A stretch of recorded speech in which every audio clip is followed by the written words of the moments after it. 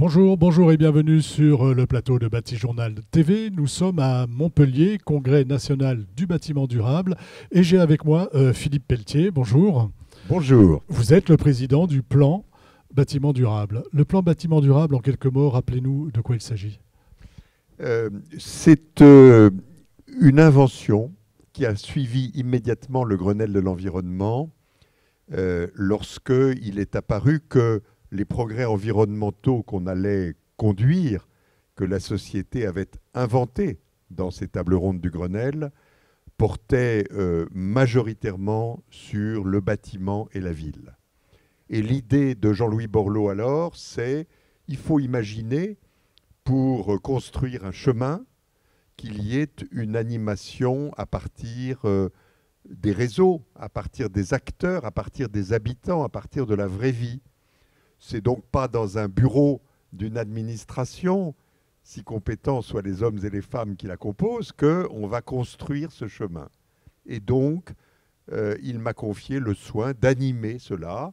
Et il y a eu une période de grande effervescence où on a, en somme, inventé à la fois le rythme auquel on devait se développer jusqu'à 2050, les outils, les dispositifs qui allaient accompagner le chemin, et puis les techniques diverses qu'on allait mettre en œuvre.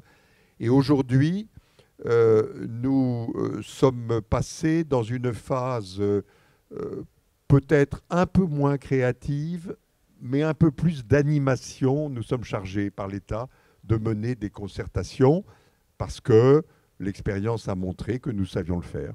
Voilà, donc ça fait une quinzaine d'années. Et aujourd'hui, vous avez, on va mettre en avant 4 actions qui sont mises en place. La première, c'est l'engagement de sobriété du parc tertiaire. De quoi s'agit-il? Oui, vous savez, et l'ensemble de nos concitoyens l'ont vécu, que nous avons été interpellés au moment des difficultés d'approvisionnement venant de la Russie sur le risque que nous ayons des coupures d'alimentation électrique pendant l'hiver. Et donc il y a eu un appel assez fort à la sobriété. Et la société française a très bien répondu l'hiver dernier, comme elle répondra positivement cet hiver qui s'approche. Et l'idée qui a été partagée entre le plan bâtiment durable et les ministres, spécialement la ministre de la Transition énergétique, Agnès Pannier-Runacher, c'est il faut maintenant que cet effort de sobriété, on l'inscrive dans la durée. Il ne faut pas que ce soit un feu de paille qui, une fois les conditions d'accès à l'énergie rétablies, fasse retomber l'effort. Voilà, donc, jusqu'à 2050. Et on a dit, on a 2 champs.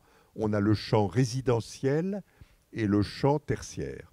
Dans le champ tertiaire, l'État a dit « je m'occupe de mobiliser le parc public, que ce soit celui de l'État ou celui des collectivités, et leur faire prendre une démarche de sobriété ». Il m'a confié le soin de faire le même exercice dans le parc privé, et nous avons donc inventé une charte de mobilisation vers la sobriété des grands acteurs du parc tertiaire privé. Alors, nous avons construit 2 chartes. Une charte pour les entreprises, les entités diverses qui prennent l'engagement de sobriété pour leurs équipes dans leurs locaux, et une charte destinée aux fédérations, associations, groupements, pour qu'elles entraînent leurs adhérents dans ce chemin de sobriété. Le premier événement, ça a eu lieu le 18 octobre. Nous avons, en présence d'Agnès Pannier-Runacher, recueilli la signature de 80 acteurs. Et depuis, ça continue. Quelques signatures chaque semaine. Nous aurons d'autres événements, d'autres amplifications. En somme, il faut faire en sorte que la sobriété devienne une habitude, que nos comportements s'ajustent à la nouvelle donne. Et c'est ce qui est en train de se produire dans les entreprises. D'accord. D'abord une charte pour le tertiaire. Ensuite, vous travaillez sur CAP 2030. De quoi s'agit-il? Alors, je permets juste de compléter sur la sobriété. on va avoir un exercice un peu différent dans le parc résidentiel. Mais il va falloir mobiliser également les différents les acteurs. grands acteurs. Ça va prendre un peu plus de temps. C'est plus compliqué parce qu'il y a beaucoup de gens qui ont une sobriété subie, qui ne se chauffent pas faute de ressources. Ceux-là, on ne peut pas leur montrer un chemin. Voilà, c'est différent. C'est pas tout à fait le même chemin. C'est plus compliqué. Alors, j'en reviens à Cap 2030. C'est une très belle aventure qui a été initiée, là aussi, par un dialogue entre le plan bâtiment durable et une équipe ministérielle, qui est de dire la réglementation environnementale, elle fixe un socle autour de 4 thématiques: l'énergie, le carbone, le confort d'été et la qualité des installations de ventilation. Mais ce faisant, elle ne couvre pas l'ensemble du spectre de ce qu'est la place d'un bâtiment dans son environnement. On ne parle pas de biodiversité, on ne parle pas d'eau, on ne parle pas d'économie circulaire, on ne parle pas de relations avec les réseaux, etc. Et donc, l'idée est venue de dire, mais on va peut-être, pas par un décret, pas par une règle, on va peut-être par une mobilisation collective avancer sur ces sujets. Alors, j'ai été chargé d'une mission, j'ai mobilisé les grands réseaux que sont le réseau HQE, le réseau Effinergie et le réseau du collectif Quartier et Bâtiments Durables, pour leur dire, réfléchissez ensemble à l'écriture d'un socle commun de référence sur un certain nombre de thématiques environnementales qui ne sont pas dans la réglementation environnementale, et on va progresser là-dessus. Une dizaine de thèmes ont été retenus, soumis au dialogue avec les acteurs de la société. Et aujourd'hui, nous avons avancé puisque nous avons constitué des groupes de travail sur chacune de ces thématiques. Nous les avons ouverts aux acteurs. Plus d'1 millier de personnes se sont déjà inscrites dans ces groupes. Et on va ensemble construire des petites briques environnementales complémentaires de la RE, des petites marches, mais qui vont montrer qu'on peut accroître la place du bâtiment dans son environnement. On peut élargir. Et peut-être que ce sera là l'amorce, dans les années 2030, d'une nouvelle réglementation environnementale enrichie. Mais au moins, on l'aura construit ensemble. C'est ça, Cap 2030. Étape suivante, troisième, on va dire, pilier de ce que vous êtes en train de construire en ce moment, c'est la décarbonation. De quoi s'agit-il Alors là aussi, c'est une mission gouvernementale qui a été confiée au CSTB et au plan bâtiment durable, mais dont nous avons achevé l'essentiel. Il nous a été dit, sur une commande initiale venant du Parlement, qui a demandé à l'ensemble des sphères économiques du pays de réfléchir à leur chemin de décarbonation. J'ai été chargé de m'occuper du champ bâtiment, et on a donc, comme on sait le faire, mobilisé beaucoup de monde. Un peu plus de 500 personnes y ont apporté leur intelligence pour repérer comment on décarbone du côté des matériaux, des composants, des équipements, comment on décarbone du côté de la construction, du côté de la rénovation ou du côté des comportements et des gestes de sobriété. Aujourd'hui, la copie est rendue, la feuille de route est écrite, et maintenant, on va avoir à assurer le service après-vente, c'est-à-dire qu'à vérifier que tout cela ne retombe pas, mais est bien mis en exécution. Voilà, il faut le porter après. Voilà, dans la durée. Et alors ensuite, on va parler d'une autre action qui est peut-être votre deuxième casquette, c'est le locatif privé avec un...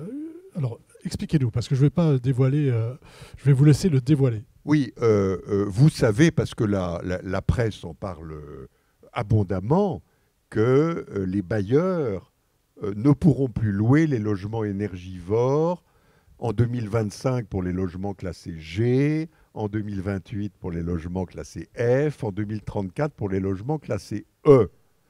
Donc ça veut dire qu'il y a une certaine urgence à accompagner les bailleurs, et vous savez aussi que 70% des bailleurs privés gèrent seuls leur location, donc ils ne sont pas accompagnés de professionnels. Il y a une certaine urgence à les accompagner dans ce chemin conduisant à la rénovation énergétique de leurs biens. Donc l'État est préoccupé de cela, et j'ai réussi, en mobilisant des grands réseaux qui ont l'habitude de parler aux bailleurs et aux locataires, le réseau Solia, les associations présentes sur tout le territoire, le réseau des chambres de propriétaires de l'UNPI, le réseau des ADIL qui sont regroupés au sein de l'ANIL, l'Agence nationale d'information sur le logement, et le réseau des 60 associations Habitat et Humanisme. Ensemble, on s'est dit, on a une expertise locative, on va pouvoir convaincre les bailleurs, directement ou par le biais des locataires, de passer à l'action. Et donc, nous avons gagné un programme financé par les certificats d'économie d'énergie que nous avons nommé Bail Rénov' et qui va nous permettre, dès le mois de décembre, et plus fortement à partir de l'an prochain, de susciter des réunions d'information et des entretiens partout sur le territoire, d'accompagner ça par une plateforme téléphonique, digitale, etc. Bref, faire en sorte que les bailleurs soient initiés au sujet, en comprennent la portée et trouvent de la raison, de l'envie de profiter des aides disponibles pour passer à l'action. Ça, je pourrais me renseigner. Il y aura un site internet. Comment ça se passe? Qu'est-ce que vous avez prévu? Vous serez informés. Et on moi, sera informés, on relaiera l'information. Je veillerai à ce qu'on puisse vous associer à un certain nombre de nos manifestations. Nous aurons besoin de plein de relais dans le pays. Pour terminer, vous avez écrit un petit opus sur le plan bâtiment durable. C'était pendant le confinement, c'est ça? Oui. Je me suis dit que j'arrivais à 15 ans de présidence de ce plan et qu'il allait y avoir un moment où il serait raisonnable de passer la main. Et donc, j'ai couché sur le papier à la fois le récit de l'aventure, ce qui m'a conduit à l'accepter, le goût du collectif qui m'anime, et puis j'ai essayé d'aborder quelques perspectives pour faire évoluer ce plan dont la vitalité, la richesse et, à mon avis, l'intérêt général ne faiblit en rien. Eh bien, écoutez, merci d'être venu donc, nous parler des actions du plan bâtiment durable, nous présenter ce livre, donc le plan bâtiment durable, un exemple de concertation pour l'action publique. C'est préfacé par Nadia Bouillet qu'on a reçu tout à l'heure sur le plateau et c'est aux éditions du Moniteur.